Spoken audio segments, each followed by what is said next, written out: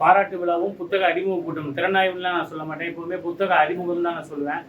ஏன்னா அப்படி ஒரு சிறப்பான கூட்டத்தை இந்த கூட்டம் நடைபெற்று வருகிறது. அதில் வந்து இலக்கிய வீதி இனியவன் விருதை பெற்றிருக்கின்ற அன்பு ஐயா கணவி சுப்பிரமணியன் சார் சொல்லணும். இந்த இலக்கிய வீதி இனியவன் அப்படிங்கிறது யாருன்னு பார்த்தீங்கன்னா, இலக்கியத்தில் கிட்டத்தட்ட 217 சிறுகதைகள் எழுதியிருக்காரு. அதே மாதிரி ஒரு 17 நாவல் எழுதியிருக்காரு. அது போக அவருடைய பறவையியலை பற்றி ஒரு நல்ல நூல், அதாவது வேடந்தாங்கல்னு ஒரு நூல் எழுதியிருக்காரு. அப்படிப்பட்ட சிறப்பை பெற்றிருக்கின்ற இலக்கிய வீதி இனியவன் விருதினை சென்னை கம்பன் கழகத்தின் மூலமாக பெற்றிருக்கின்ற கணவி சுப்பிரமணியன் ஐயாவுக்கு இந்த தருணத்தில் என்னுடைய மனதார்ந்த வாழ்த்துக்களை தெரிவித்துக் கொள்கிறேன். அடுத்து நம்முடைய அன்பு அண்ணன் அகிலன் முத்துக்குமார் அவர்கள் எப்போதுமே வந்து எப்படி இருப்பாங்கன்னா, அண்ணன் அப்படியே சுறுசுறுப்பாக தேனி போல தான் சொல்லிட்டு ஒரு நூலகர் பார்த்தீங்கன்னா, அவர் ஃபோன் அடிச்சிட்டாலே அப்போ ஏதோ நிகழ்ச்சி வருது அப்படின்னு தான் தெரியும். சக்தி சார் அவைலபிளாக இந்த சமயத்தில் இந்த நிகழ்ச்சி இருக்கு, வந்துருங்க, இப்படி ஒன்று வச்சிருக்கு. எந்த தலைவர்களோட பிறந்த நாளாக இருந்தாலும் சரி, ஒரு புத்தக அறிமுக கூட்டமாக இருந்தாலும் சரி, மாணவர்களுக்கு பாராட்டு விழாவை நடத்துவதாக இருந்தாலும் சரி, அதில் முன்னோடியாக நம்ம திகழ்ந்துட்டு வராங்க நம்ம அகிலண்ணன். அப்படி திகழ்ந்து வர அகிலண்ணனுக்கு மாவட்ட ஆட்சியர் கையால் வந்து ஒரு பாராட்டு நடந்திருக்கு. உண்மையிலேயே வந்து ரொம்ப மகிழ்ச்சியாக இருக்குது. அண்ணனுக்கு என்னுடைய அன்பான வாழ்த்துக்களை தெரிவித்துக் கொள்கிறேன். அது போக நம்முடைய மாணவர்கள், நம்ம பகுதியை சேர்ந்த மாணவர்கள் இறகு பந்து போட்டியில் வந்து மண்டல அளவில் வந்து சிறந்து விளங்கி பரிசு வாங்கியிருக்காங்க. அவர்களுக்கும் ஹரிஷ் மற்றும் ஐயப்பன் இருவருக்கும் இந்த தருணத்தினுடைய மனமார்ந்த வாழ்த்துக்களை சொல்லிக்கொண்டு, சொல்வது யாதெனில் அன்பு அண்ணன் பிரபு அண்ணனோட கவிதை புத்தகம்.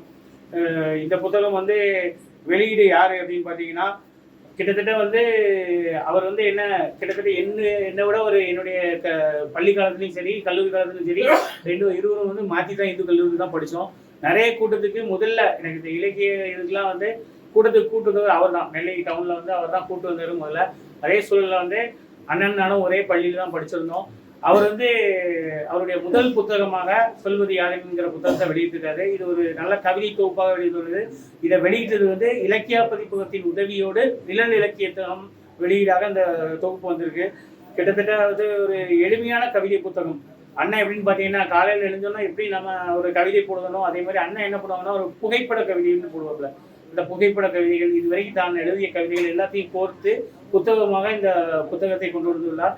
அதில் முக்கியமாக வந்து முதல்ல அவங்க அம்மா அப்பாவுக்கு இந்த புத்தகத்தை சமர்ப்பிச்சுட்டு, அதில் வந்து நிச்சயமாக மகிழ்வுரையாக ஏர்வாடி ராதாகிருஷ்ணன் அவர்களுடைய மகிழ்வுரையும், அதே சூழலில் வந்து ஹைக்கூ கவிஞர் முருகேஷ் சமீபமாக போன வாரம் கூட திருநெல்வேலியில் இருந்தாங்க. ஹிந்து பதிப்பகத்தில் ஆசிரியராக இருக்கிறார், இணை ஆசிரியராக இருக்காரு. அவருடைய வாழ்த்துறையோடும் நிச்சயம் நம்ம அன்பு அண்ணன் செல்லோனி அண்ணன் அவர் ஒரு விஷயத்தை மறந்துட்டாரு. அவர் பதிப்பகத்தில் வெளிவரல, ஆனாலும் கூட அவர் வந்து ஒரு நல்ல சிறந்த ஒரு வாழ்த்துறையை தெரிஞ்சுக்கிறார் இந்த புத்தகத்தை. அப்படி ஒரு வாழ்த்துறையும் என்னுடைய வாழ்த்துறை முக்கியமான அண்ணன் என்ன சொல்ல விரும்புதுன்னா, என்னுடைய வாழ்த்துறையும் அண்ணன் இதில் கேட்டாங்க. இதில் வந்து எனக்கு ஒரு கூடுதல் சந்தோஷம் என்னன்னா, இந்த தொகுப்பு பார்க்கும்போது நிறைய பிழை திருத்தம் செய்ததுல நானும் இணைஞ்சுக்கிட்டேன், அண்ணனோட இணைஞ்சு இது பண்ணிக்கிட்டேன். அப்படி ஒரு நல்ல ஒரு தொகுப்பாக தான் இந்த தொகுப்பு வந்துருக்குது. கவிதை என்பது எப்படி இருக்க வேண்டும் அப்படிங்கிறதுக்கு வந்து நிறைய உதாரணங்கள் சொல்லலாம். அதுக்கு வந்து இந்த தொகுப்புல வந்து நிறைய கவிதைகள் இருக்கு. கவிதை என்பது கவிதை வனமாக இருக்க வேண்டும். வனம்ங்கிறது எப்படி இருக்கணும்னா, வனத்துல எப்படி இருக்கும் பார்த்தீங்கன்னா, இயற்கை பூக்கள், விலங்குகள், இப்படி நிறைய இருக்குது. எல்லாம் கலந்ததுதான் இந்த கவிதை. அப்படிப்பட்ட கவிதை வனமாக தான் கவிதை இருக்க வேண்டும்னு சொல்லியிருக்காங்க. ஆற்றல் நிரம்பிய சொற்கள் நிரம்பி விடுவது கவிதைன்னு கோல்ரிச் அவர்கள் குறிப்பிடுவாங்க. அப்படி நிறைய ஆற்றல் மிகுந்த சொற்கள் இந்த தொகுப்புல எக்கச்சக்கம் இருக்கு. அதுல வந்து அண்ணனோட சில கவிதைகளை வாசிக்கும் போது சில சொற்கள் அவர் வந்து புதிதான சொற்களை வந்து அறிமுகப்படுத்துவாரு. அப்படி வந்து நிறைய கவிதைகள் இதுல பார்க்க முடிஞ்சது. குறிப்பா சொல்ல போனா, நம்முடைய ஐம்பூதங்களாக சொல்லப்படுகின்ற நிலம், நீர், காற்று, ஆகாயம், நெருப்பு, இந்த 5ஐயும் மையப்படுத்தி சில கவிதைகளை எழுதியிருக்கிறாரு. அதுவும் நமக்கு எப்படி எளிதாக புரியும் வண்ணம் எழுதியிருக்கிறாரு, அதுதான் முக்கியம். தொகுப்புல வந்து எப்படின்னு கேட்டீங்கன்னா, எல்லோரும் படிக்கலாம் அந்த கவிதைகளை. அப்படி நிறைய கவிதைகள், அதுவும் திருநெல்வேலி நகரத்துக்காக அப்படிங்கும் போது திருநெல்வேலி சுற்றியுள்ள பகுதியில் உள்ள சில கவிதைகளை வந்து தன் நினைவு கூர்ந்துள்ளார். முக்கியமாக சொல்ல போனா, நினைவில் வனம்னு ஒரு கவிதை இருக்கிறார். அது எனக்கு ரொம்ப பிடிச்சிருந்தது. ஒரு குழந்தை வந்து வரைந்த ஓவியத்துல காடுகள் எப்படி முளைச்சிருந்தது, அது அந்த காடுகள் இன்னைக்கு எப்படி இருக்கு, இப்போ காடுகள் எப்படி இருக்கு அப்படிங்கிறத வந்து அந்த கவிதை ரொம்ப நிதர்சனமாக சொல்லியிருப்பார். அந்த கவிதையை வாசிச்சு காமிக்கிற பாருங்க.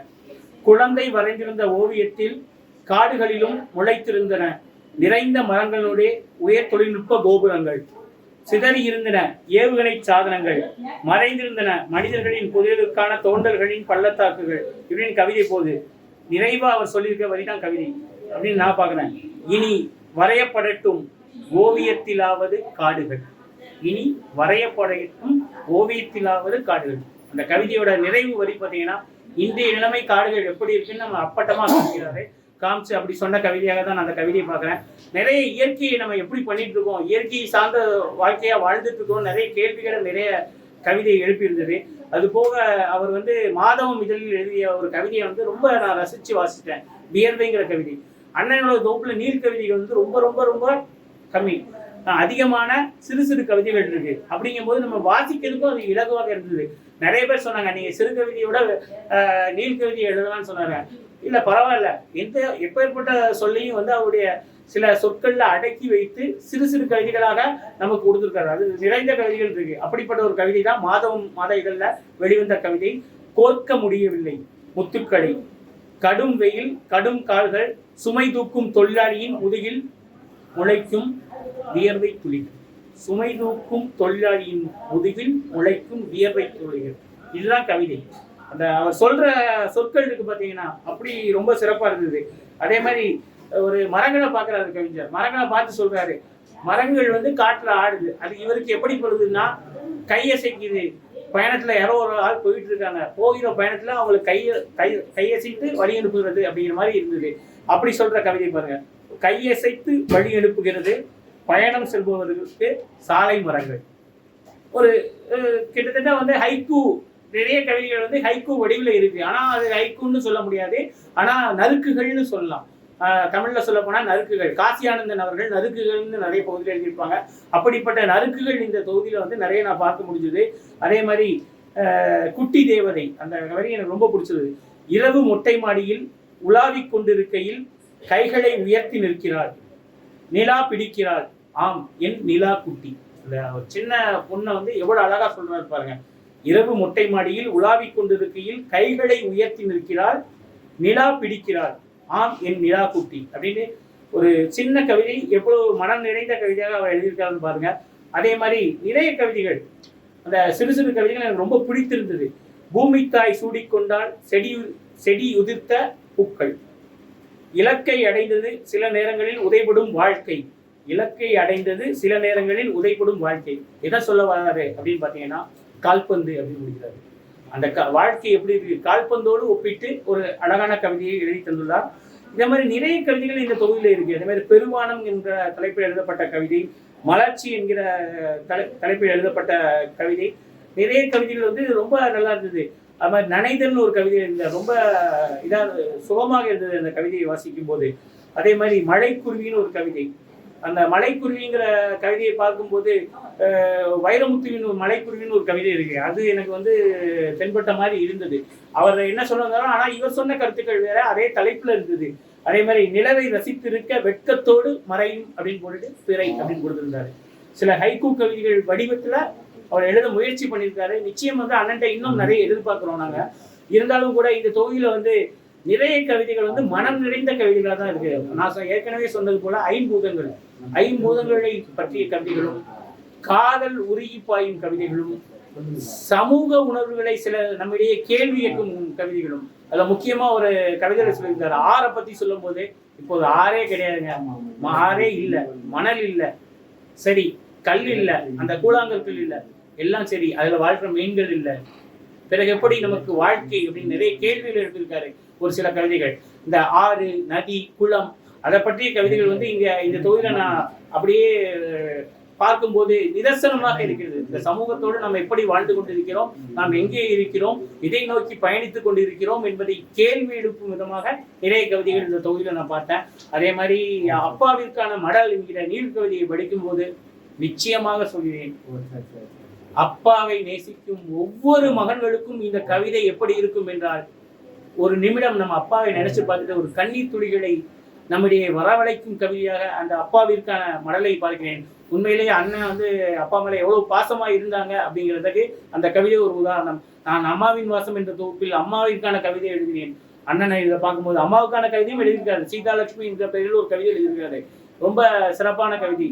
அதைவிட ஒருபடி மேலாக அப்பாவிற்கான மடல் இந்த கவிதையை வாசிக்கும் போது நிச்சயம் நம்முடைய அப்பா நம் முன் வந்து நிற்பார். ஒருவேளை நம்முடைய அப்பா நம்மோடு இருந்தால் இந்த கவிதையை அவரிடம் வாசித்துக் கொள்ளலாம் என்பது போல எனக்கு தோன்றது. நிச்சயம் எங்க அப்பாட்டெல்லாம் இந்த கவிதையை நான் வாசிக்கலாம் என்று இருக்கிறேன். அதே மாதிரி அக்னிணைகள்ங்கிற கவிதை வந்து இன்றைய சூழல்ல என்னெல்லாம் இருக்குன்னு நமக்கு காமிக்கி ஒரே ஒரு சிறு வேண்டுகோளை மட்டும் அண்ணனிடம் சொல்லி என்னுடைய பேச்சை நிறைவு செய்யலாம் இருக்கிறேன். அண்ணன் வந்து சில கவிதைகளை வந்து என்னன்னு பார்த்தீங்கன்னா ஆங்கில பிரயோகங்கள் சில இடத்துல வந்தது. அதை மட்டும் நான் சொல்லியிருக்கிறேன், ஏற்கனவே சொன்னதுதான் அண்ணன். இருந்தாலும் கூட அந்த ஆங்கில பிரயோகங்களை தவிர்த்து விட்டு நம்முடைய தமிழ் மொழியை சார்ந்த கவிதைகளை இன்னும் இன்னும் மெனக்கிட்டு நீங்கள் எழுதுவீர்கள் என நம்பி இந்த சொல்வது யாதெனின் என்பது விக்ரமாதித்தன் சொல்வதை போல ஒரு கவிதை உங்களை ஏதாவது செய்ய வேண்டும். நிச்சயம் இந்த கவிதை தொகுப்பு உங்களை ஏதாவது செய்யும் என்ற நம்பிக்கையை விதைத்து விடைபெற்றுக் கொள்கிறேன். நன்றி, வணக்கம். கற்றவர் சபையிலே கவி பிறக்கும், அந்த நற்றமிழ் சுவையிலே செவி இனிக்கும். திருவள்ளுவர் கழகத்தின் 69வது மாதாந்திர கூட்டம் மிக சிறப்பாக நடைபெற்றிருக்கு. அதுல 50 விழாவாக நம்ம இப்ப பார்த்தோம். அதுல 3 பேருக்கு நம்ம பாராட்டு விழா நடத்தினாங்க. இது வந்து எவ்வளவு ஒரு சிறப்பான விழாவா இருக்குன்னு பாருங்க. ஐயா கணபதி சுப்பிரமணியம் ஐயாவை கேட்க வேண்டாம், அவங்கள பத்தி எல்லாத்துக்குமே தெரியும். நானும் அவங்க கூட ஒரு 1-2 பட்டிமன்றத்துக்கு போயிருக்கேன். எனக்கு பேச வாய்ப்பு கொடுத்து, எனக்கு அவ்வளவா பேச தெரியாது, இருந்தாலும் எனக்கும் வாய்ப்பு கொடுத்து ஐயா சொன்ன மாதிரி ஊட நம்மளையும் சில கருத்துக்களை சொல்லி நம்மளே ஒரு பெரிய பேச்சாளர் மாதிரி ஆக்கிடுவாங்க ஐயா. இப்போ தமிழ் செம்மல் ஐயா பாமணி ஐயா அவர்கள், அவர் குருநாதர், அவரும் என்னைய மேடை ஏற்றுனது அவங்க தான். அவங்க வந்து நிறைய புத்தகங்கள் எழுதியிருக்காங்க. இது மட்டும் இல்ல, காதலை மதிக்கும் கண்களுக்கு, ஆனை கொட்டும் சப்பரம், அப்புறம் கம்பாநேரி காமாட்சி அம்மாள், இறைவன் விரும்பிய அடியார்கள், இப்படி அந்த வரிசையில பாத்தீங்கன்னா பேச்சுக்கலையின் அவசியம், அதாவது பேச்சுக்கலையும் அதில் வெற்றி பெறும் உத்திகளும் அப்படிங்கிற ஒரு புத்தகத்தை எழுதியிருக்காங்க. இந்த புத்தகத்துல பாத்தீங்கன்னா கலைப்பதிப்பகம் ஆசிரியர் நம்ம பாப்பாக்குடி செல்வமணி ஐயா தான் வெளியிட்டிருக்காங்க. இதுல வந்து கிட்டத்தட்ட 90 பக்கங்கள் இருக்கு. இந்த 90 பக்கங்கள்ல அதனுடைய தலைப்புகள் பாத்தீங்கன்னா 16 தலைப்புகள் இருக்கு. இந்த 90 பக்கங்களும் ஒவ்வொரு பக்கங்களும் ஒரு நவ ரத்தினங்களை கொடுத்த மாதிரி தான் இருக்கு. பேச்சுங்கிறது எவ்வளவு முக்கியத்துவம் அப்படிங்கிறத இதை பார்த்ததுக்கு அப்புறம் தான் தெரிஞ்சுக்கிட்டேன். எப்படி பேசணும், எந்த இடம் பொருள் ஏவல்னு சொல்றாங்க, அந்த மாதிரி பேச்சுங்கிறது எவ்வளவு முக்கியம் அப்படிங்கிறத இதெல்லாம் கொடுத்துருக்காங்க. இந்த 16 இதுல பாத்தீங்கன்னா முதல் தலைப்பு பேச்சுக்கலையின் அவசியம்ங்கிறதுல அவங்க இளம் வயதுல எப்படி ஆரம்பிச்சாங்க அப்படிங்கிறத சொல்லியிருக்காங்க. சிறு குழந்தைகள் வந்து பேச்சுல எப்படி வந்த ஒரு குழந்தை வந்து திருக்குறள் சொன்னான் பாத்தீங்களா, இந்த மாதிரி தான் ஆரம்பிச்சு. முதல்ல எல்லாத்துக்குமே ஒரு பயம் இருக்கும். முதல் மேடை ஏறும்போது எனக்கும் இந்த ஒரு பயம் இருந்தது. அதே மாதிரி அந்த பயத்துல இருந்து எப்படி வெளிவந்தாங்க, எப்படி வந்து அவங்க பேச்சு கலையை வளர்த்துக்கிட்டாங்க அப்படிங்கிறத இந்த முதல் இதுல சொல்லியிருக்காங்க ஐயா. ரெண்டாவது பயிற்சி. எந்த ஒரு விஷயத்தை எடுத்தாலும் அதுக்கு பயிற்சி முக்கியம். அந்த பயிற்சி நம்மளுக்கு வந்து என்னெல்லாம் செய்யணும்னா, அந்த பேச்சுக்கலையில முதல்ல வந்து பேசும்போது அதனுடைய நோக்கம், நம்ம எதை பத்தி பேசுறோம் அதை சொல்லணும். அப்புறம் அதனுடைய உள்ளடக்கம் என்ன, எந்த இடத்துல நம்ம பேசுறோம், எந்த நேரத்துல நம்ம பேசுறோம், யார் முன்னாடி பேசுறோம் அப்படிங்கறதெல்லாம் நம்ம தெரிஞ்சு வச்சு பேசணும் அப்படின்னு நினைச்சாங்க. எல்லா இடத்துலயும் எல்லாத்தையும் பேச முடியாது அப்படிங்கிற இதை நம்ம முதல்ல பயிற்சி பண்ணிக்கிடுவோம் அப்படின்னு சொல்லியிருக்காங்க. அது மட்டும் இல்லாம அவங்க வந்து நிறைய பேருடைய பேச்சுகளை கேட்டிருக்கேன் நானு. நம்ம அண்ணால இருந்து கலைஞர் அப்படி ஒவ்வொருத்தருடைய பெரிய பெரிய பேச்சாளர்களுடைய பேச்ச ஒவ்வொரு முறையும் கேட்டு கேட்டு ஒவ்வொருவருக்கும் என்ன தனித்தன்மை இருக்கு, அவங்க எதனால இந்த இதுல முன்னேறி இருக்காங்க, எப்படி முன்னேறி இருக்காங்கங்கிற ஒவ்வொரு விளக்கத்தையும் ஐயா அழகா கொடுத்துருக்காங்க.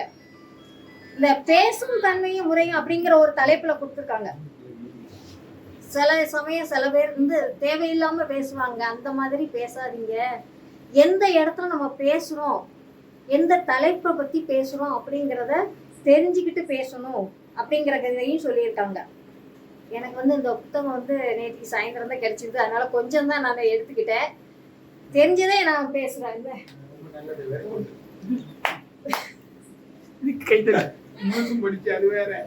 பேச்சாளரின் பண்பு நலன்னு கொடுத்துருக்காங்க. சில இதுல வந்து முரண்பாடான பேச்சுகள் இருக்கும்.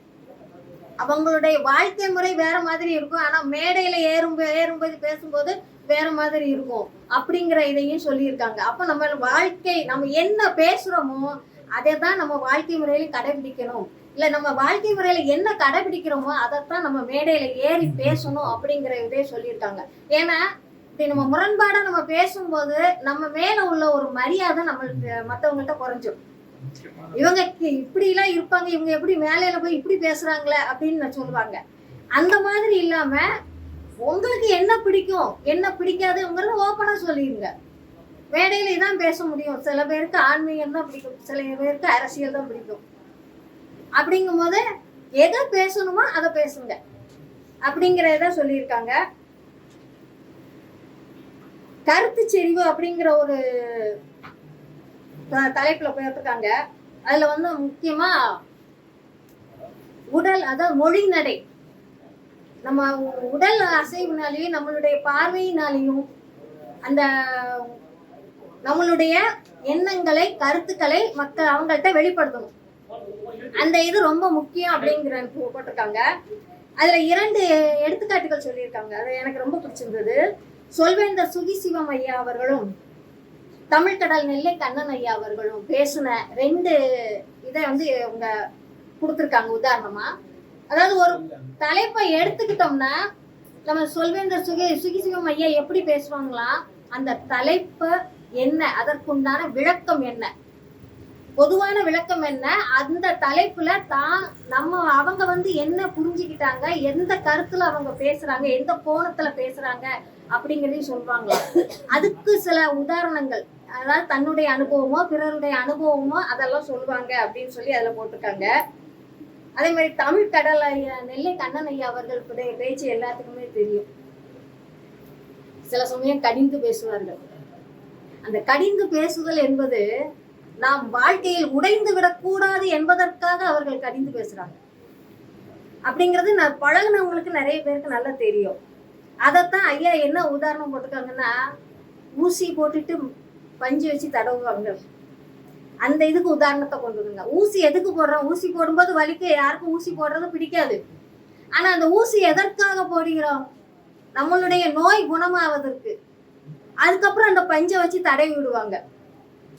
அதே மாதிரி ஐயாவுடைய வார்த்தைகள் எப்படி இருக்கும், கடுமையான சொல்லாக இருந்தாலும் கூட அது நம்மளுடைய வாழ்க்கையை பண்படுத்துவதற்கு, நம்மளை நெறிப்படுத்துவதற்குமாக இருக்கும் அப்படின்னு சொல்லி பல விஷயங்களை இதுல சொல்லியிருக்காங்க. எனக்கு தெரிஞ்ச அளவுக்கு நான் சொல்லியிருக்கேன். இந்த புத்தகத்தை வந்து அருமையான புத்தகம். எனக்கு கிடைச்சதுல எனக்கு ரொம்ப சந்தோஷம். ஏன்னா எனக்கு எதுவுமே வேலையில பற்றி ஏதோ கொஞ்சம் பேசுவேன், எனக்கு தெரியாது. ஆனா இதை படிச்சதுக்கு அப்புறம் தான் நம்ம இன்னும் நிறைய வளர வேண்டியது இருக்கு, நிறைய படிக்க வேண்டியது இருக்குங்கிறத புரிஞ்சுக்கிட்டேன். இது எனக்கு கிடைச்சது ரொம்ப சந்தோஷம். இதே மாதிரி வந்து நீங்களும் இந்த புத்தகத்தை வாங்கி படிங்க. அதுவும் இளைய தலைமுறைகளுக்கு ரொம்ப முக்கியம். வளரும் கலைஞர்களுக்கு, இந்த பேச்சாளராக ஆகணும் அப்படின்னு விருப்பம் கொள்றவங்களுக்கு இந்த புத்தகங்களை வாங்கி பரிசா கொடுக்கலாம். குழந்தைங்களுக்கு, இளம் பேச்சாளர்களுக்கு கொடுக்கலாம். அதனால எல்லாரும் இந்த புத்தகத்தை வாங்குங்க, படிங்க, எல்லோரும் பேச்சாளர் ஆகலாம் அப்படின்னு சொல்லி வாய்ப்புக்கு நன்றி விடைபெறுகிறேன். நன்றி, வணக்கம். முத்தமிழ் திருவள்ளுவர் கழகத்தினுடைய இந்த மாத கூட்டத்தினுடைய தலைவர் ஐயா ராமச்சந்திரன் அவர்களே, பாராட்டு பெற்ற அன்பு தம்பிகளே, மதிப்பிற்குரிய நூலகர் அகிலன் அவர்களே, பாராட்டு பெறவிருக்கின்ற கவிஞர் கோ கணபதி சுப்பிரமணியன் அவர்களே, இன்னும் 2 நூல் திறனாய்வு நிகழ்ச்சிகள் இருக்கு. ஒரு நூலுக்கான ஆசிரியர் கவிஞர் பிரபு அவர்களே, நிகழ்ச்சி நிறைவாக நோக்கர் உரையாற்ற காத்திருக்கின்ற திருவள்ளூர் பேரவையினுடைய தலைவர் ஜெயபாலன் அவர்களே, மற்றும் சொக்கலிங்க சார் சொன்ன அனைத்து நல்ல உள்ளங்களே, உங்கள் அனைவருக்கும் என்னுடைய வணக்கங்கள். ரொம்ப அரங்கம் நிறைந்த காட்சி மாதிரி இன்னைக்கு திருவள்ளூர் கழகம் ரொம்ப நிறைஞ்சு போய் இருக்குது. ஆமா, நல்லவர்களை பாராட்டும் போது இப்படிதான் தானாலவே கூட்டம் சேரும். அதே மாதிரி நல்ல நண்பர்கள், நல்ல மாணவர்களை பாராட்டுவதற்காக இந்த கூட்டம் ஏற்பாடு செய்யப்பட்டிருக்கு. பொதுவா நம்ம சொன்ன மாதிரி அவங்களே 2 வார்த்தை சொல்லிட்டு வரணும் இல்லையா? தம்பி எழுதி தமிழ்ல என்ன தம்பி? சர்க்கிள் காக்கா. அதான் தமிழ்ல சர்க்கிள் காக்கா. நமக்கு சர்க்கிள் காக்குன்னு சொன்னாதான் தெரியும், தெரியாது. அதுல நல்ல சிறப்பான மாவட்ட அளவுல சிறப்பான இடத்தை பெற்றிருக்காங்க பையங்க. சரி, முதல்ல விளையாட்டுல இடம் பெறதே ஒரு பெரிய விஷயமா இருக்கு. இன்றைக்கு இருக்கிற கல்வி சூழல் பெற்றோர்கள் யாரும் மாணவர்களை விளையாட்டுக்கு அதிகமா அனுப்புறது இல்லை, இல்லாட்டி ஆர்வப்படுத்துறது இல்லை. அந்த சூழ்நிலை இன்னைக்கு இருக்கு. படிப்பு படிப்பு படிப்பு, மேல் படிப்பு, டாக்டர் ஆகணும், கலெக்டர் ஆகணும். ஸோ இந்த ஒரே ஒரு நோக்கத்தோட பெற்றோர்கள் மாணவர்களை அனுப்பிக்கிட்டு இருக்கிற இந்த சூழ்நிலையில விளையாட்டின் மீது தன் மீது ஆர்வம் உண்டு, தன்னால ஆர்வம் உண்டு. இன்னைக்கு ஒரு மாவட்ட அளவுல அந்த 2 பையங்களும் ஒரு சிறப்படம் வாங்கியிருக்காங்கன்னா நிச்சயம் பாராட்டணும். பாராட்டு பட போதுதான் அவங்களுடைய அடுத்த கட்ட வெற்றி அதுலதான் இருக்கு. முதல் கட்டத்துல நம்ம பாராட்டி அவனை தூக்கி விட்டாதான் அடுத்த கட்ட வெற்றி இருக்கு. யாரும் கண்டுக்கலைன்னா அது கொஞ்சம் ஒரு என்ன சொல்லுவான், ஒரு சுருதி குறைஞ்ச மாதிரி தான் இருக்கும். அந்த வகையில சுத்தமல்லி திருவள்ளுவர் கழகம் நல்லதொரு ஏற்பாட்டை இன்னைக்கு சொக்கலிங்க சாருக்கு எப்படி தோணுச்சுன்னு தெரியல. ஆமா, நல்ல புத்திசாலித்தனமா அந்த கூட்டத்துல 2 மாணவர்களுக்கும் சேர்த்து பாராட்டு விழா வச்சது ரொம்ப அருமையானதொரு நிகழ்ச்சின்னு தான் சொல்லணும். மாணவர்கள் நீங்க இன்னும் கல்வியிலையும் சரி விளையாட்டுலையும் சரி நல்லபடியா வர்றதுக்கு என்னோட அன்பான வாழ்த்துக்கள். அகிலன் சாரை பத்தி சொல்லிட்டாரு, நம்ம சரவணகுமார் சொல்லிட்டாரு. நூலகங்கள் எல்லாம் எதுவுமே நூலகங்கன்னு இல்லை, அது பள்ளிக்கூடமா இருந்தாலும் சரி, இல்லாட்ட ஒரு அரசு அலுவலகமா இருந்தாலும் சரி, அல்லது நூலகமா இருந்தாலும் சரி, அல்லது மாவட்ட ஆட்சித்தலைவர் அலுவலகமா இருந்தாலும் சரி, அதற்கு யார் தலைமை தாங்குறாங்களோ அவங்க விளங்காம இருந்துடக்கூடாது, ஒழுங்கா வேலை பார்க்கணும். ஆமா, சோம்பேறித்தனமா இருந்துடக்கூடாது. அந்த மாதிரி யார் தலைமை தாங்குறாங்களோ அவங்க சுறுசுறுப்பா இருந்தாங்க அப்படின்னா அந்த ஒரு வைப்ரேஷன் சொல்லுவோம் இல்லையா, அந்த ஒரு நல்லெண்ண அலைகள் அப்படியே அந்த மாவட்டத்தில் இருக்கும், அந்த பகுதியில் இருக்கும். அதே மாதிரி தான் எத்தனையோ நூலகங்கள் இருக்கு, ஒரு 300க்கு மேற்பட்ட நூலகங்கள் இருக்குன்னு சொல்லுதாங்க. நாம ஏன் அகிலனை மட்டும் பேசிக்கிட்டு இருக்கோம்? அது திருநெல்வேலியிலே எடுத்துக்கிட்டீங்கன்னா ஒரு 20-25 நூலகம் இருக்கலாம் மாநகராட்சிக்குள்ளேயே.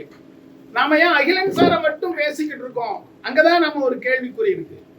அவர் நூலக பணியை ஒரு ஆத்மார்த்தமா, அதாவது அந்த வேலையில என்னெல்லாம் அதிகபட்சமா செய்ய முடியுமோ அதை அவர் கை கொண்டு இருக்காரு.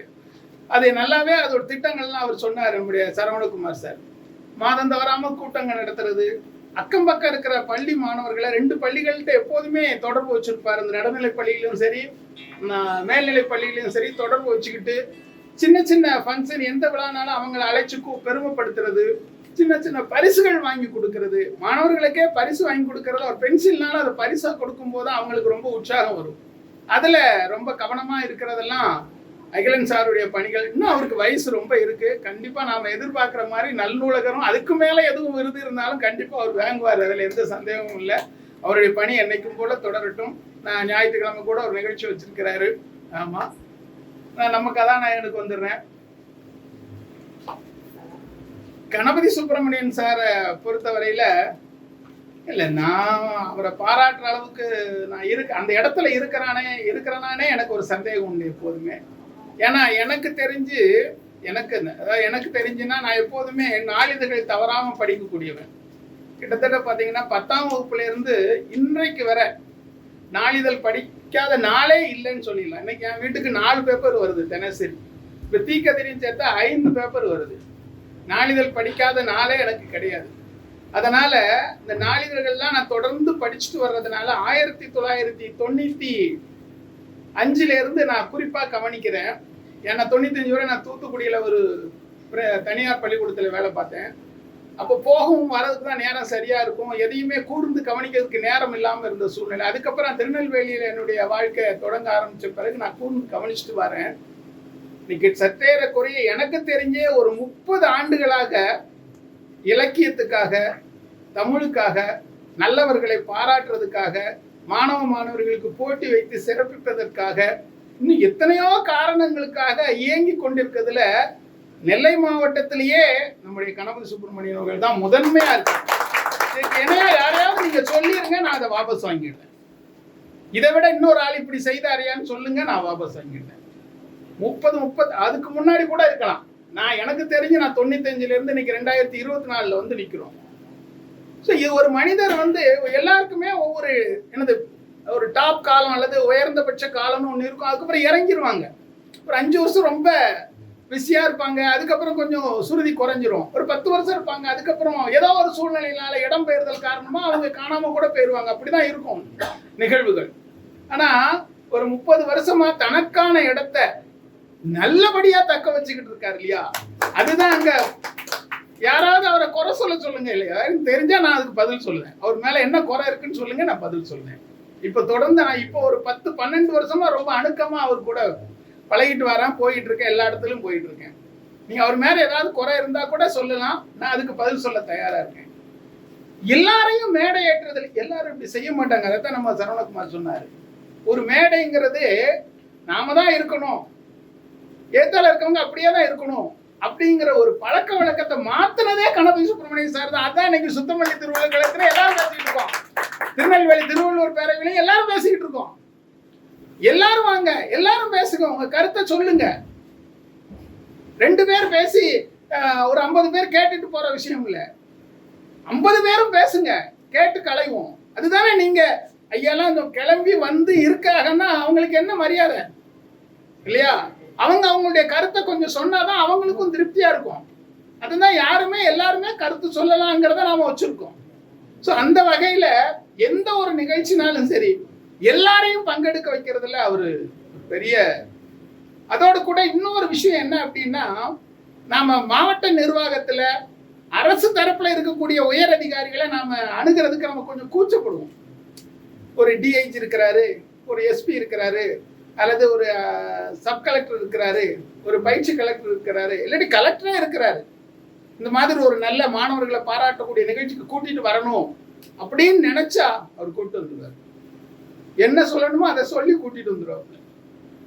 ஸோ அந்த மாதிரியான பழக்க வழக்கத்தை இன்னைக்கு வரை வச்சிருக்கிறாங்க. ஆனா எந்த எதிர்பார்ப்பும் இல்லாம செய்யக்கூடிய பழக்கம். அதனாலதான் அந்த தொடர்பு இன்னைக்கு வரைக்கும் வந்துகிட்டே இருக்கு. ஏதோ ஒரு எதிர்பார்ப்போட காரியத்தை நடத்தினா அங்க கதை ஒரு பக்கம் இருட்டு முகமாயிரும் இல்லையா? எந்தவித எதிர்பார்ப்பும் கிடையாது. நமக்கு பேச்சுக்களை வருது, பட்டிமன்றத்துக்கு போறோம், கூட்டங்கள் நடத்துறோம். அப்ப நம்மை சார்ந்தவங்களே அதுல வளர்த்து விடுவோம். அதுதான் இங்க. நீங்க கொஞ்சம் சுமாரா பேசினாலும் கூட பரவாயில்ல, அவர் சார் உள்ள வந்து ஒரு 2 வார்த்தையை சொல்லி நீங்க சுமாரா பேசுனதை காட்டி கொடுக்காம நல்லா பேசுன மாதிரி ஒரு தோற்றத்தை ஏற்படுத்திடுவாரு. அதுதான் அங்க வேணும். நம்ம பட்டிமன்றத்து நமக்கு ஒண்ணும் தெரியாதியா, நாம போய் நின்று 2 பாயிண்ட் ஏதோ சொல்லியிருப்போம், அதனால அதான் பிடிச்சிட்டு அங்கெல்லாம் சொல்லிட்டு அப்படி சொன்னப்புறம் நமக்கு என்ன ஆயிரும், இந்த பையன் நல்லா தான் பேசியிருக்கான் போல இருக்குன்னு நம்ம மேல வந்துடும். ஆனா அதோட பலன் ஃபுல்லா அவரு. இதுதான் இங்க விஷயம். தலைமை பண்புல எல்லாத்தையும் கை தூக்கி விடணுங்கிற ஒரு முக்கியமான விஷயத்துல ரொம்ப கான்கிரீட்டா இருக்கிறது கவிஞர் கணபதி சுப்பிரமணியன் தான். அதுல எந்த சந்தேகமும் இல்லை. விருதுகள் நிறைய வாங்கியிருக்கிறாங்க, நல்லாசிரியர் விருதும் வாங்கியிருக்கிறாங்க, எத்தனையோ என்ன சொல்லுவோம் ஒரு செயல்பாட்டுக்கு எத்தனையோ வாங்கியிருக்கிறாங்க. இன்னும் ஒரு சம்பவத்தை நான் சொல்லணும், கண்டிப்பா உங்கள்கிட்ட சொல்லணும். கொரோனா காலத்துல நாமெல்லாம் அந்த தெருவு விட்டு வெளியே வர்றதுக்கே பயந்துகிட்டு இருந்தோம். ஆமா, எங்க வந்தா பிடிச்சிருமோ, நம்ம அவ்வளவுதானோ. ஏன் நம்மளே அதை நம்ம திருவள்ளுவர் கழகத்தோட நிர்வாகியே 2 பேர் கொரோனால இறந்து போயிட்டாங்க, நமக்கே தெரியும் இல்லையா? இப்போ அந்த காலகட்டத்திலையும் ஒரு ஆட்டோ அமர்த்திக்கிட்டு மாஸ்கை போட்டுக்கிட்டு அந்த விழிப்புணர்வு பிரச்சாரம் பண்ண குறிப்பிட்ட 2-3 பேர்ல கணபதி சுப்பிரமணியன் வருவார். அந்த 2 ஆண்டு காலமும் விழிப்புணர்வு ஏற்படுத்துறதுக்காக ஆட்டோவில் தினசரி அவர் நினைச்சிருந்தா பயம் வந்திருக்கலாம், அவங்க வீட்டுல கூட தடுத்திருக்கலாம், எதுக்கு நீங்க வந்து படுத்து கிடக்க போறீங்களா அப்படின்ட்டு. எல்லாத்தையும் தாண்டி அந்த என்னென்ன பாதுகாப்பு கோசம் வச்சுக்கிடணுமோ அதெல்லாம் வச்சுக்கிட்டு எல்லா விதமான முன்னேற்பாடோட அந்த தீவிரமா அந்த பிரச்சாரத்தை கையில் எடுத்தாங்க. அது ஒரு குறிப்பிடத்தக்க விஷயம். மாவட்ட ஆட்சித்தலைவர்கிட்டேருந்தே அதுக்கு தகுந்த முறையில பாராட்டும் கிடைச்சது. ஸோ இந்த மாதிரி எந்தவித பலனும் இல்லாம எந்தவித எதிர்பார்ப்பும் இல்லாம ஒரு தமிழ் பணி, ஒரு சமுதாய பணி, ஒரு ஆசிரிய பணி, இந்த மூன்றையும் ஒன்னா கலந்து முழு உருவமா இன்றைக்கு கனவி சுப்பிரமணியம் அவர்களை பார்க்கிறேன். அவங்களுக்கு இந்த சென்னை கம்பன் கழகங்கிறது மாநில அளவுல உள்ளது. இலக்கிய வீதி இனியவன்கிறது அந்த விருது கொடுக்கிற ஸ்பான்சரோட பேரு. இலக்கிய வீதி இனியவன் இலக்கிய விருது. அவர் பேர்ல அமைஞ்ச ஒரு இலக்கிய விருதை அவங்க சென்ற மாசம் வாங்கிட்டு வந்திருக்கிறாங்க. இது நான் 3வது கூட்டத்துல அவரை பாராட்டி பேசிக்கிட்டு இருக்கேன். ஆனா அவருக்கே தெரியும் மற்ற 2 கூட்டத்திலையும் இவன் இப்படி பேசலையே அப்படின்னு யோசிச்சுட்டு இருப்பாப்புல. லேசா சொல்லிட்டு போயிட்டானே, இப்ப ரொம்ப இன்னும் உணர்ச்சி வசப்பட்டு பேசுறானே அப்படின்னு கூட தோணலாம். இது இடம் அப்படி, நீங்க பார்த்துக்கிட்டு இருக்க மக்கள் அப்படி, கவனிக்கக்கூடிய தன்மை. அந்த சுத்தமல்லி திருவள்ளுவர் கழகம் என்ன சொல்ல போனா என் சுவாசத்தோடு கலந்த ஒன்று. நான் இங்க வேலை பார்த்ததுனால ஆரம்பிச்சதுல இருந்து நாம இதுக்கு என்ன செய்யணுமோ அதை செஞ்சுக்கிட்டு தான் இருக்கோம். அதே மாதிரி சொக்கலிங்கம் சாரும் என்கிட்ட கருத்து கேட்காம எதுவும் பெருசாலாம் செய்யறது கிடையாது. நிறைய சில கருத்து வேறுபாடுகள் இருக்கத்தான் செய்யும் எதுனாலும் சரி. ஆனா என்னை பொறுத்தவரையில எந்த கருத்து வேறுபாடு இருந்தாலும் அந்த அமைப்பை விட்டு கொடுக்க கூடாதுங்கிறத நான் சொல்லுவேன். இங்க இருக்கிறவங்க எல்லாத்துக்குமே அதைத்தான் சொல்லுவேன். அமைப்பு நாம ஏற்படுத்தியிருக்கோம், நம்மளால ஏற்படுத்தியிருக்கோம், நம்ம பகுதியில இருக்கு. அதனால அந்த அமைப்பை ஒருபோதும் விட்டு கொடுக்க கூடாது. தலைமை மீது கருத்து வேறுபாடு வந்தா நேரா பேசி தீர்த்துக்கலாம், அதை பத்தி எல்லாம் ஒண்ணும் இல்லை அப்படின்னு சொல்லிட்டு இன்னும் சில நண்பர்கள் வரணும். இந்த சுத்தமல்லி திருவள்ளுவர் கழகத்துல வழக்கமான நண்பர்கள், ஆரம்பத்துல உள்ள சில நண்பர்கள் 2-3 பேர் 2-3 கூட்டத்துக்கு வரல. அது யாருக்கு போய் சேரணுமோ அவங்களுக்கு போய் சேர்ந்துரும். அதனால அந்த நண்பர்களெல்லாம் நான் அன்போடு அழைக்கிறேன். திருவள்ளுவர் கழகத்துக்காக வாருங்க. திருவள்ளுவர் கழகம் இந்த பகுதியில குறுகிய காலத்துல நல்ல செயல்பாடுகளை எடுத்து சிறப்பான ஆண்டு விழா நடத்தி ஒரு குறிப்பிட்ட பேரை மாநில அளவுல பெற்றிருக்கிறதுனாலதான் ஆளுநர்கிட்ட இருந்து சொக்கலிங்க ஐயாவுக்கு அழைப்பு வந்திருக்கு. கவர்னர்கிட்ட இருந்து அவர் ஏதோ ஒரு இதுக்கு நடத்தினார், அது வேற விஷயம். திருவள்ளுவர் பேர்ல ஒரு கூட்டம் போட்ட உடனே அவர் திருவள்ளுவர் கழகம் எங்கெங்கெல்லாம் செயல்படுதுன்னு ஒரு கணக்கு எடுத்திருக்கிறாங்க. அதுல சுத்தமல்லி திருவள்ளுவர் கழகம், அந்த ஆழ்வார்குறிச்சி திருவள்ளுவர் கழகம், தென்காசி திருவள்ளுவர் கழகம், குறிப்பா ஆளுநருடைய மேஜைக்கு போய் தனிப்பட்ட முறையில அழைப்புதல் வந்து போய் கலந்துகிட்டு வந்திருக்காங்கன்னா அந்த 5 வருஷ செயல்பாடு முக்கியம் இல்லையா? அதுக்கு நீங்க தந்த ஆதரவு அதை விட பெரிய முக்கியம் இல்லையா? அதனால சுத்தமல்லி திருவள்ளுவர் கழகம் நிறைய பேரை பாராட்டிட்டோம்.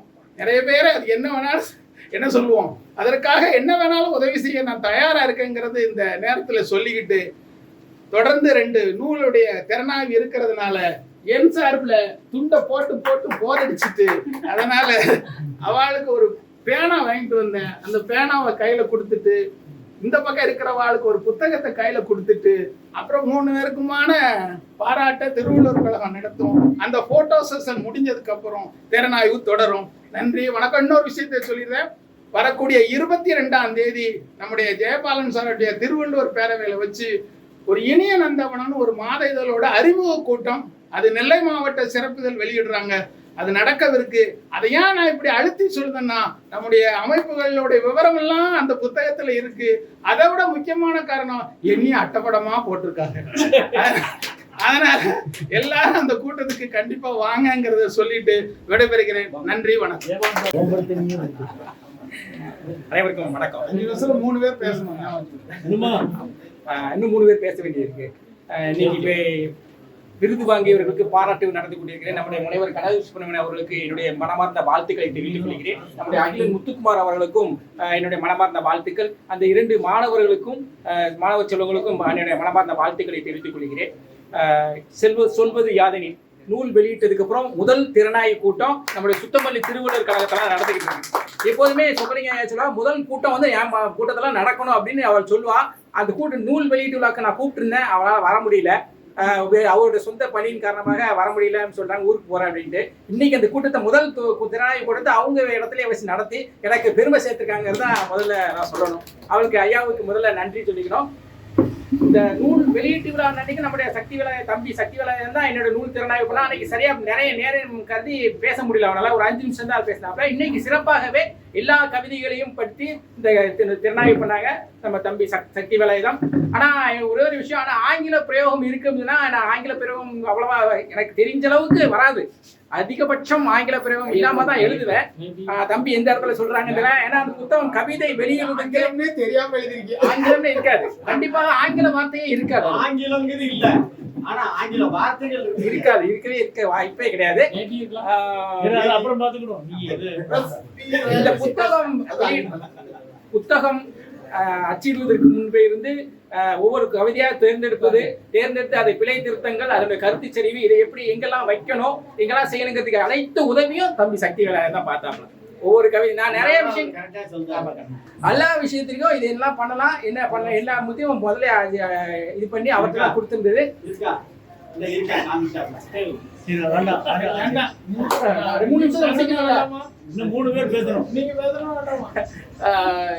அப்புறம் வாழ்த்துறை அவருக்கு தம்பிகிட்ட வாங்கினேன். அப்புறம் கடைசியா செல்லுமணி சாட்டி அந்த வாழ்த்துறை வாங்கினேன்.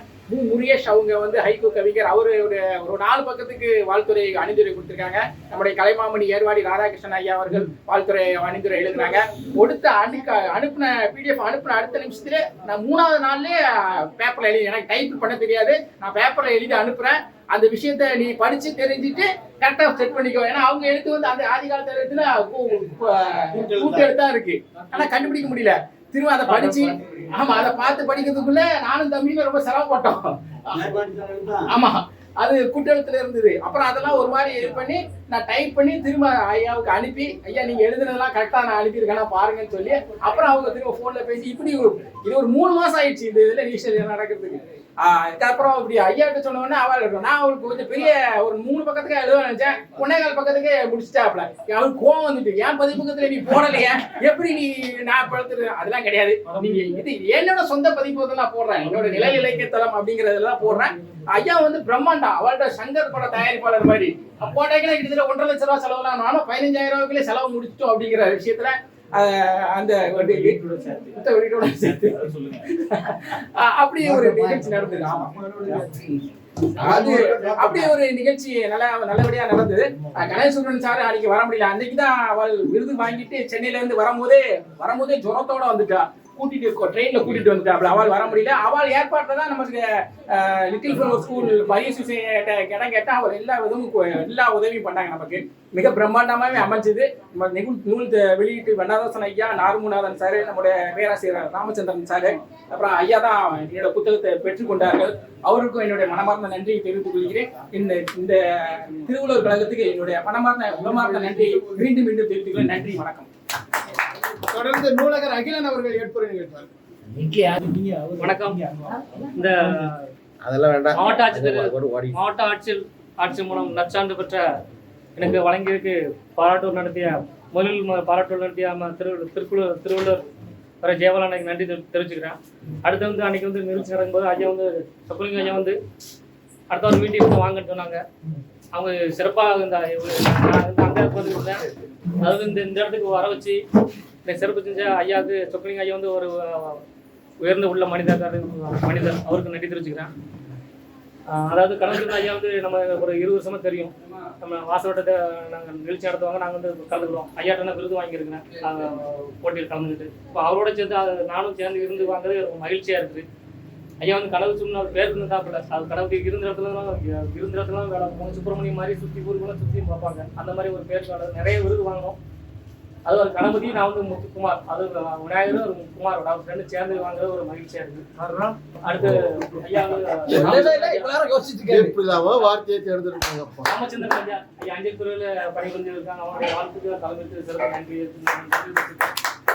ஐயா அடுத்து அண்ணன் பாப்பாவை செல்வமணி அண்ணன், அவர் பதிப்பு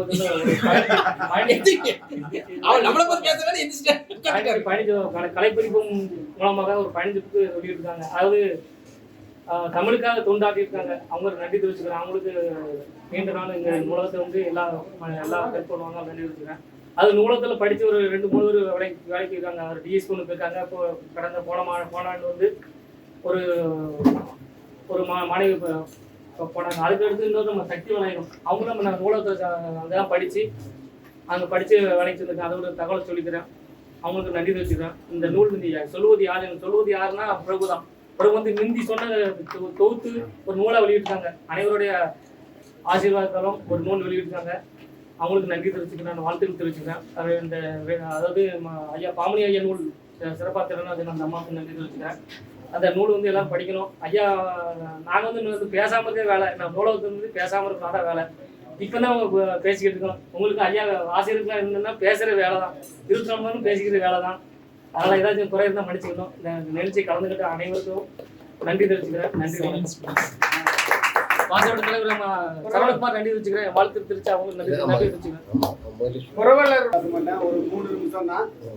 அருமையான இந்த நிகழ்வை நடத்திய பெருமைக்குரிய திருவள்ளுவர் பேரவையினுடைய சொக்கலிங்கம் அவர்களுக்கு நன்றி. கஸ்தூரி சொக்கலிங்கத்துக்கு நன்றி. ஏன்னா அந்த அம்மையாருடைய செயல்பாடு தான் சொக்கலிங்கம் இந்த அளவுக்கு சிறப்பாக இருக்குது. ஆகவே 2 பேருக்கும் முதல்ல நன்றி. அடுத்து என்னை பற்றி இங்கே சிறப்பான உரை நிகழ்த்திய கவிஞர் பாப்பாவுடைய செல்வமணி அவர்களுக்கு என்னுடைய பாராட்டுகள், வாழ்த்துக்கள். அடுத்து நூலகர் அகிலன் முத்துக்குமார் பாராட்டு பெற்றார், அவருக்கு பாராட்டுகள், வாழ்த்துக்கள். நிழல் இலக்கிய தளம் கவிஞர் பிரபு நூல் வெளியீடு, அவருக்கு பாராட்டு. நம்ம தமிழ் செம்மல் பாமணி அவர்களுக்கு பாராட்டு. இந்த 2 நூலை அறிமுகப்படுத்திய கவிஞர் சக்தி வேலாயுதத்துக்கும் மணிமாலாவுக்கும் பாராட்டு. இந்த மாதிரி நிகழ்வுல இந்த விருது பெற்றதுக்கு என்ன சிறப்பு அப்படின்னா, பொதுவா என்னுடைய தாய் தான் காரணம். எங்க அம்மா தான் இந்த அளவுக்கு ஊக்கம் கொடுத்து அவங்க நிறைய புத்தகங்கள் படிப்பாங்க. சாண்டில்யனுடைய நாவல்கள் எல்லாம் படிக்கிறதுடைய விளைவு தான் இலக்கியத்துறையில நம்ம செயல்படுவதற்கு ஒரு காரணம். அடுத்து தந்தையார் கூட்டுறவுத்துறையில மேடை பயிற்சி இதுல வந்து மேலாளராக பணியாற்றிய கோபாலகிருஷ்ணன், ராஜபுஷ்பம், இவங்க 2 பேர் தான் வளர்ச்சிக்கு காரணம். அடுத்து என்னுடைய சகோதரர்கள், என்னுடைய டாக்டர் சுபாஷ் சந்திரன், முருகமுரளிதரன், இந்த சகோதரருடைய ஒத்துழைப்பு. அதை விட ரொம்ப முக்கியம் என்னன்னா, ஒரு மனைவி எப்படி அமைகிறார்களோ அதை பொறுத்தான் வாழ்க்கை. சார் சொன்ன மாதிரி 35 ஆண்டு 40 ஆண்டு காலம் தொடர்ந்து தொய்வில்லாம பணி செய்யறோம்னா, என்னுடைய பெற்றோர்கள் எனக்கு சகோதரர்கள் வந்து ஆதரவு கொடுத்தாங்க. திருமணம் முடிச்ச உடனே என்னுடைய மனைவி பத்மாசினியும் என்னுடைய மக்கள் நம்முடைய நிதிஷ் கண்ணா, ராஜராஜன் இவர்கள் எல்லாம் ஒத்துழைப்பு, நிகழ்ச்சிக்கு போகும்போது வரும்போது ஒத்துழைப்பு கொடுத்து இந்த அளவுக்கு இருக்க. அதை விட ரொம்ப ரொம்ப முக்கியம் என்னுடைய நண்பர்கள் காரணம். பாப்பாவுடைய செல்வமணி, புன்னை ஜெயன், முத்துசாமி, கவிஞர் சுப்பையா, நம்ம கோதைமாறன் அண்ணாச்சி, சுரேஷ், அதே மாதிரி நம்ம ஜெயபாலன் சாரு, எல்லாவற்றுக்கும் மேலாக மரியத்து சாரு, வக்கீல் பிரபாகர், அதே மாதிரி எல்லா நூலக அலுவலர்கள், இவருடைய காரணம். இதை விட ரொம்ப முக்கியம் பேச்சுத்துறையில வருவதற்கு காரணமாக இருந்த தூய சவேரியார் கல்லூரியினுடைய தமிழ்துறை பேராசிரியர் ஜான் அவர்கள். நாடகத்துறையில நான் வந்து 100 நாடகம் போட்டிருக்கேன்னா அதுக்கு சந்திரசேகர் சார் காரணம். இப்படி ஒவ்வொரு துறையிலையும் இன்னைக்கு பரிணமிப்பதற்கு, கவிதை துறையில பரிணமிப்பதற்கு காரணம் கவிஞர் ஏர்வாடி ராதாகிருஷ்ணன் காரணம். இப்படி ஒவ்வொரு துறை, இப்படி பல்வேறு துறைகளில் பயணித்து இன்றைக்கு இப்படிப்பட்ட விருதுகளை பெற்றிருக்கிறேன். அரசு விருதுகள் 3 பெற்றிருக்கிறேன்.